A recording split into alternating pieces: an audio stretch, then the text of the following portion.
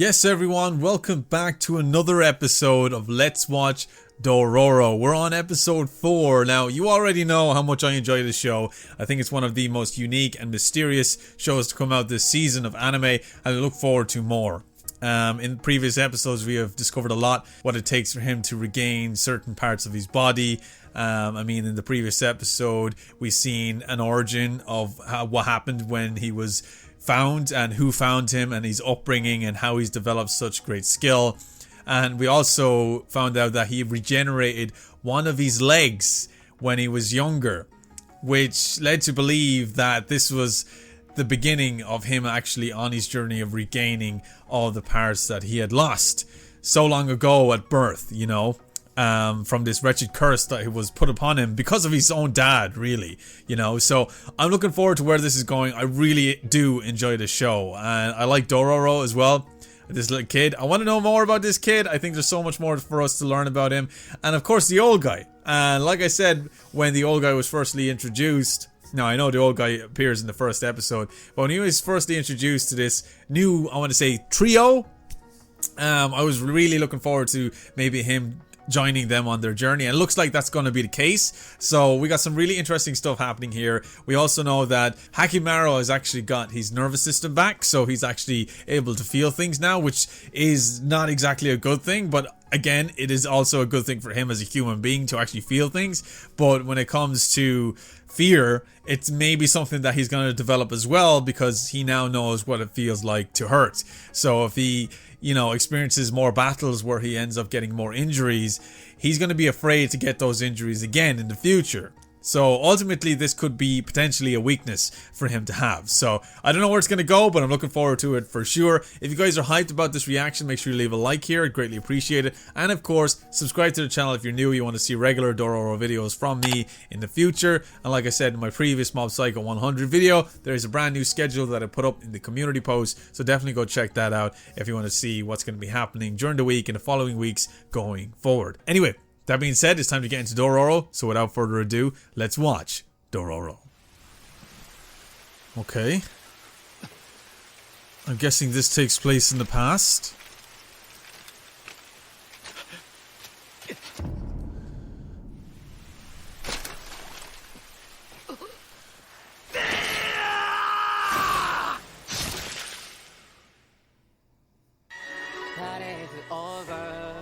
Did he just execute someone? What was that about? Anyway, we got the opening. Here we go. My favorite opening this season.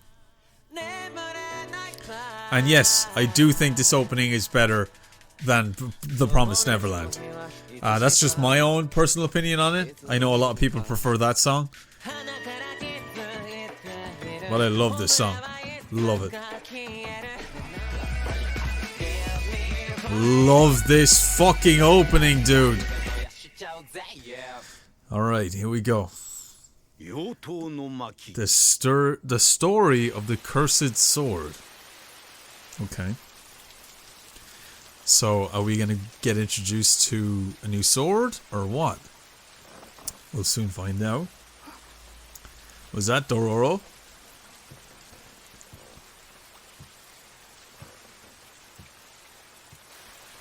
Where's Hyakkimaru?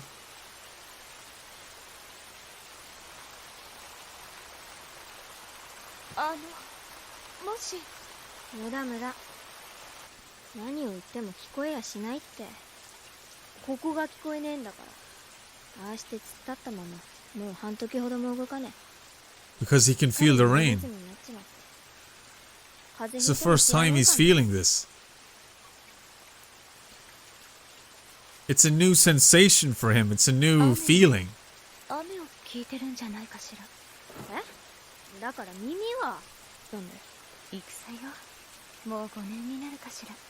my god, it's been 5 years. Maybe she was referring to the character that we seen at the start. Who's that? Okay, I see white, but I also see something red. As if the figure was holding a sword? A cursed sword, perhaps?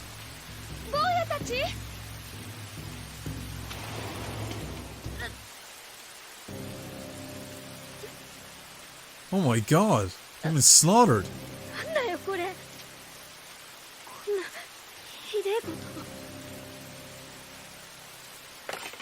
There's the cursed sword.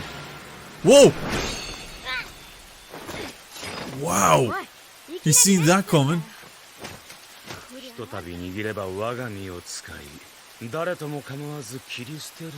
Wow, it's very similar to the anime that I watched on Netflix called Sword Guy. There was a sword that had a similar trait. That you had to feed the sword's hunger.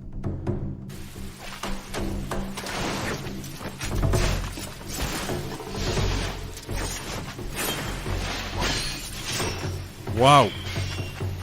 Because I don't think the guy that's wielding it is a bad dude. Obviously going by the colour of the silhouettes through Hyakkimaru's vision.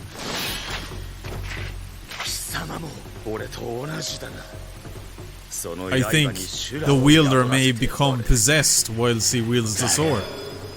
That's why I love this anime. Keeps you in suspense.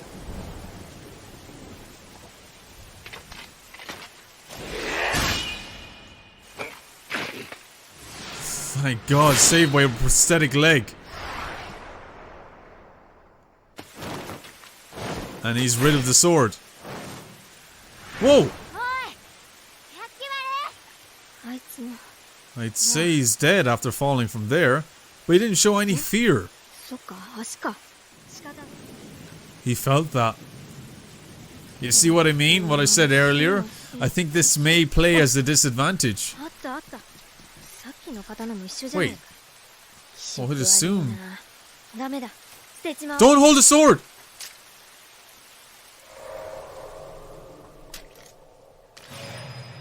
Oh no! Dororo! That's her brother? Are you serious? Was that her brother that they showed at the start? Younger?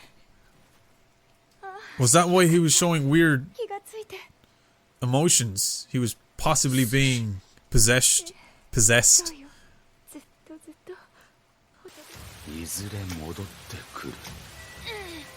Oh no. Is the sword controlling? Uh-oh. Uh-oh. Oh no! Oh my god, that was close. Poor Dororo, he's been controlled by the sword. The Phantom Killer. Oh no. Hyakkimaru, where are you, dude? Should be looking after this poor little kid. See? It's pure evil. That sword is pure evil. And he sees it. Is he just waiting to see where the sword goes? Where's the old guy gone? That is him.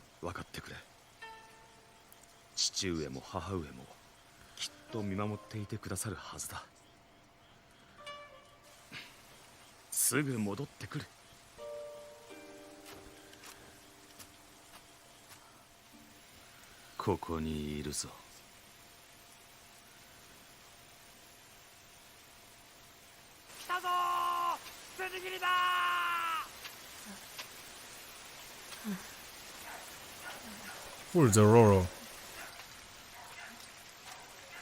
They all must be very familiar with that sword. That it's even got a nickname.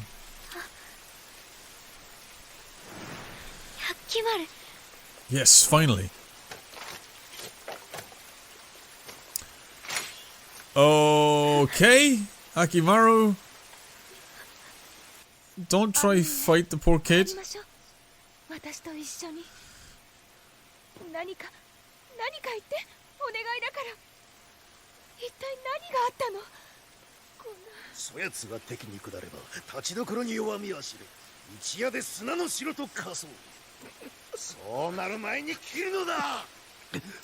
So, is he innocent? Has he not committed any crimes against you? Had he not betrayed you in the past? You're just getting rid of him just in case he does? できぬというのか。ならばこいつで腹を切れ。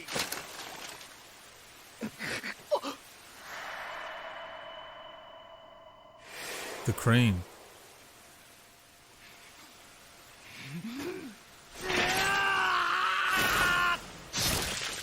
Oh my god, he really didn't want to do it. What the hell, he's still alive? Oh, it's a blunt sword! Oh my god!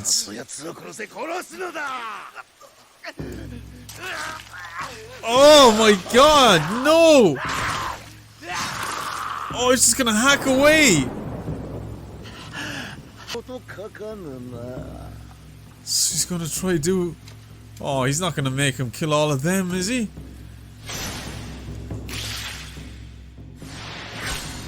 Yeah, there's no way he's the same guy after this. NIHIRU, それがお前の中。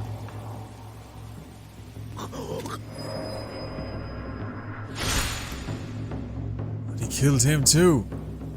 お前もっと血が吸いたいか。安心しろ。 So that's how his hair color changed. That was gonna be my next question. How did he get grey so quickly? That sword had possessed him. Jesus! Come on, Hyakkimaru. Can you not tell that's Dororo?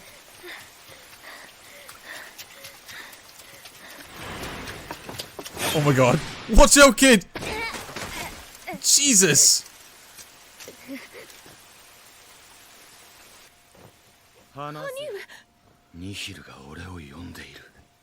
You can't fight it. You can't fight it.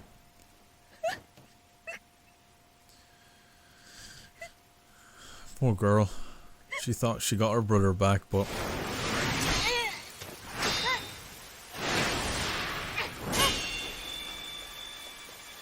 Oh, so that's what he was trying to do. Just... separate Dororo from it.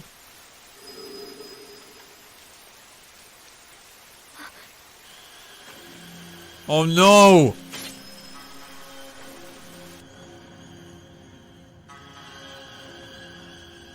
This katana is mine.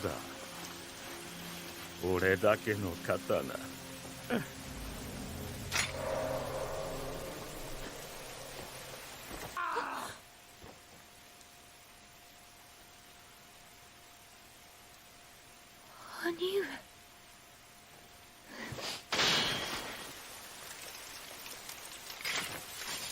And you know Hyakkimaru doesn't want to hurt him per se. Just needs to get that sword away from him. Look at that shot.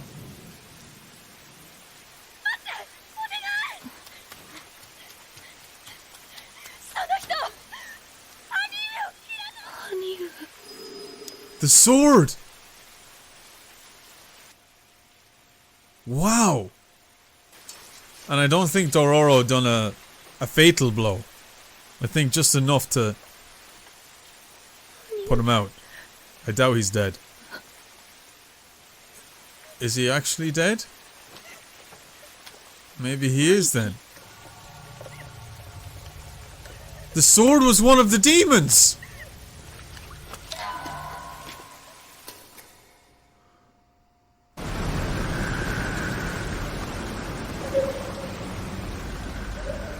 He's got his hearing back.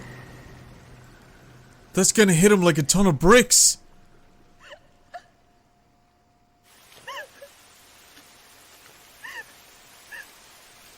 He can finally hear.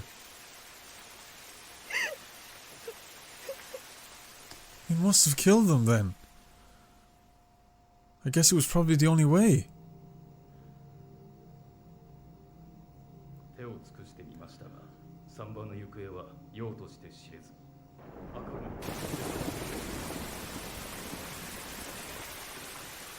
That guy is nothing but evil. Another incredible episode. So we actually get an end credit scene here. It's a good thing I checked. Okay, we got the two cranes. Is he still alive? Like I predicted? Perhaps? NIHIRU. That was the name of that demon. The demon was actually in the sword. That was awesome. Alright guys, so that concludes episode 4 of Dororo, and yet another demon has been slayed and another part of Dororo has been restored. One of the most important parts, I believe, so far, and that's his hearing. So now he can hear.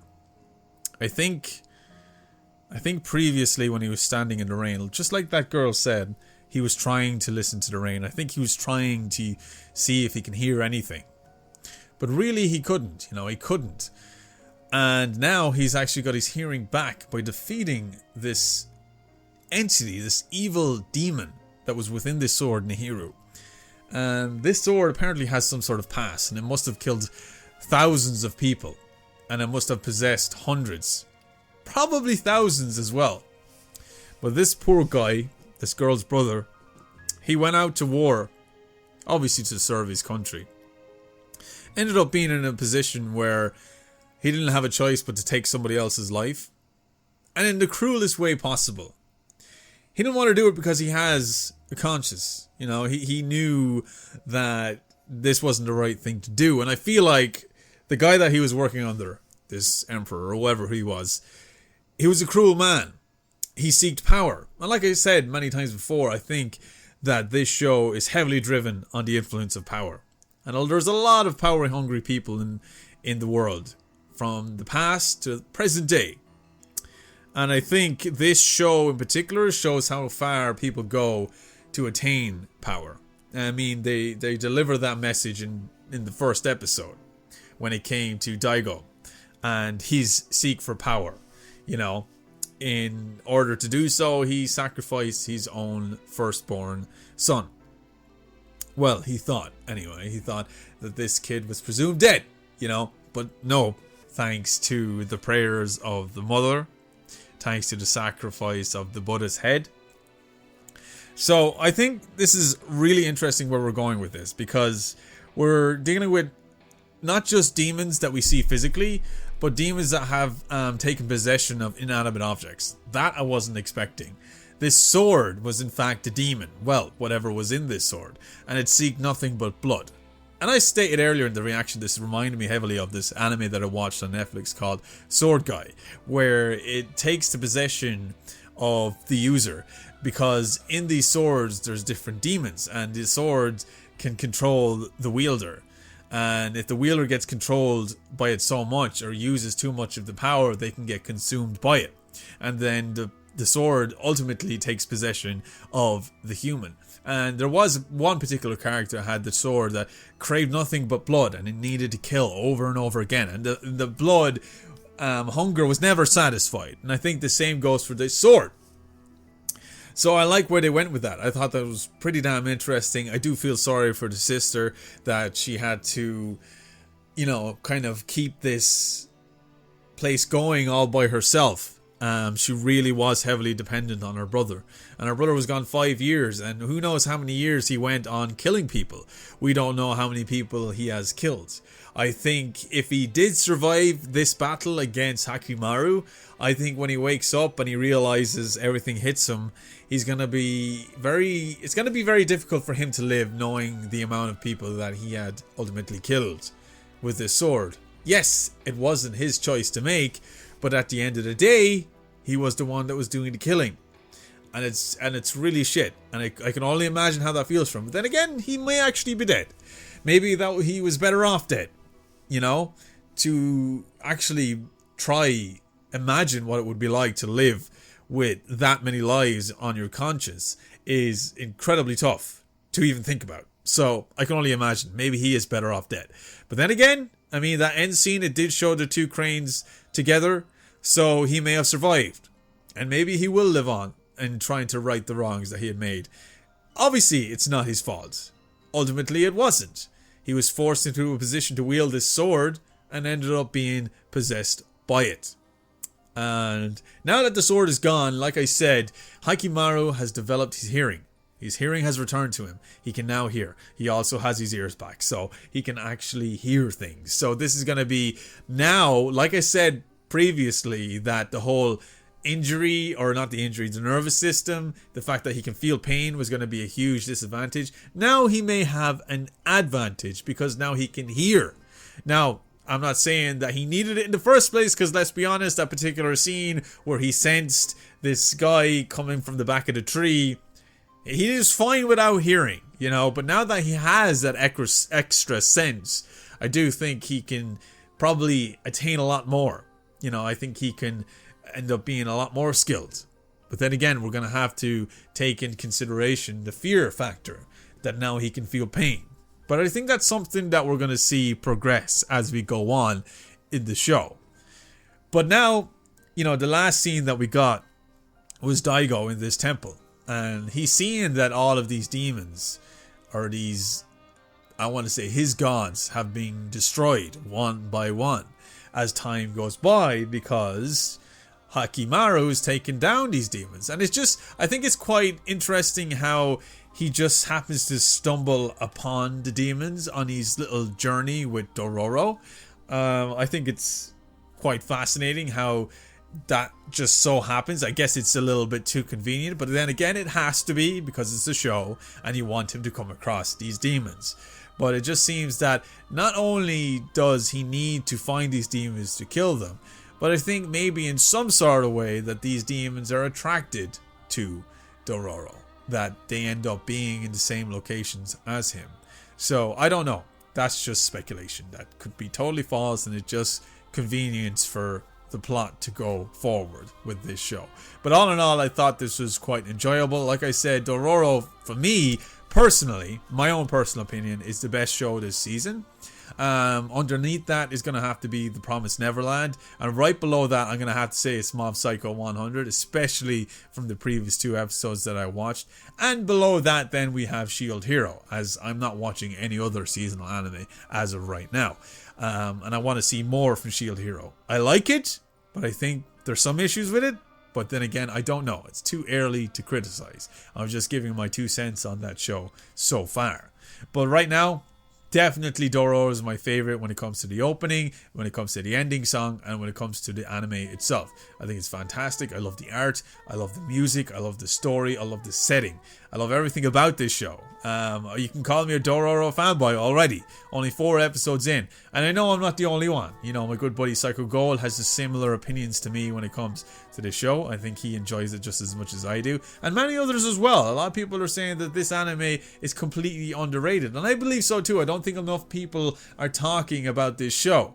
I feel like the show doesn't get enough recognition and enough love that it deserves, considering the amount of effort that's going in to the music scores, the animation, how the story is been written. I think it's fantastic. I think from the original adaptation that apparently we got way back when, this is doing that justice and more. I think the original manga creator responsible for why manga looks the way it looks is going to be proud of this anime adaptation, because I think it's absolutely fantastic. And I know there has been changes, there has been tweaks made to the show, or to the story itself, considering that there was originally supposed to be 48 demons, but they're only going with 12. I don't know whether that was a last minute decision because they thought maybe the show won't do well, but I think it's doing okay. But like I said, I do feel like it's still underrated. I don't get enough people talking about it. I don't see enough people reacting to it on YouTube and reviewing this show. I don't think enough reviewers cover this show generally. I think it deserves more recognition, and that's partially one of the reasons why I continue to do the show on the channel, because it hit me straight away from episode 1, and then I checked out episode 2 and I knew I had to continue this show. I had to, because I really loved it, and now I'm on episode 4 and concluded it. I know for a fact that this is going to be my favorite show this season. But then again, it could be overtaken by the other shows that are happening right now. Promised Neverland looks promising. It looks like it's going to some depths of really deep storytelling, not your typical shonen anime. And I like where it's going. I think it's a very intellectual anime, and I think there's a lot going on. There's psychological wise, and I think there's so much to learn from that show. But I haven't read the source material, so I can't tell you it's fantastic yet. But from my original viewing of the first 3 episodes, I can tell you that I do love it. I enjoy it a lot, and I honestly cannot wait for more. So that's that. And then the other shows is, well, we'll see. That's all I can say about that. But anyway, thank you so much for watching my episode reaction to Dororo episode 4. If you guys did enjoy this, make sure you leave a like on this video like I said earlier. And of course, if you guys do like Dororo content and you're one of the few that really enjoy the show, like a lot, and you always look to see videos on YouTube, you look to see reviews, reactions, etc., then this channel here is staying dedicated to the show, and I will be covering it on a regular basis. So if you guys want to see that, you want to get notified on that, you know what to do. Subscribe to the channel as it says right there on the bed, and of course hit the notification bells and turn all notifications on so you don't miss a single video that I drop, especially when it comes to this great anime this season. Anyway, thank you so much for watching, and as always, stay geeky, stay cool, be awesome, and be happy, and I'll see you dudes in my next Dororo video. See you later, dudes!